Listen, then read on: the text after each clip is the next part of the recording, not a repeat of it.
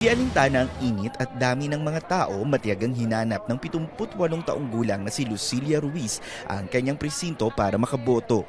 Hindi raw pinalalampas ni Nanay Lucila ang bawat pagkakataong makaboto. Basta wala akong karamdaman, pwede akong bumoto.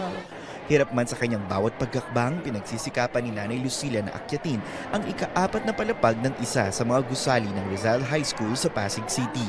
Pero pagdating sa taas, hindi pala roon ang kanyang presinto. Dahil sa pagkalito, dinala na siya ng ilang mga kabataan sa emergency accessible polling place kung saan makakaboto ang senior citizens at PWD. Kitang-kita kung gaano kabusisi si Lucila sa paglista ng bawat pangalan sa kanyang balota. Siyempre, tungkulin natin Pilipino ang bumoto kada botohan.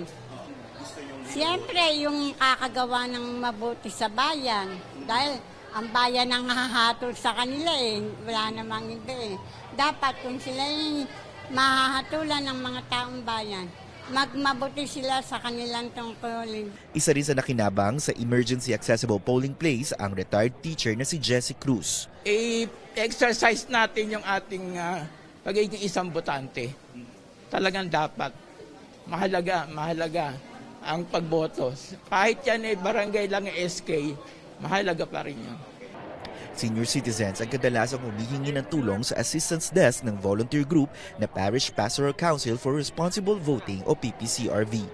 Ang challenge po sa senior citizen, sanay sila na ang presinto nila or ang ine-expect nila ang presinto nila is nasa ground floor, which is hindi nasusunod. Pagtingin namin sa file, minsan ang presinto nila nasa 6th floor.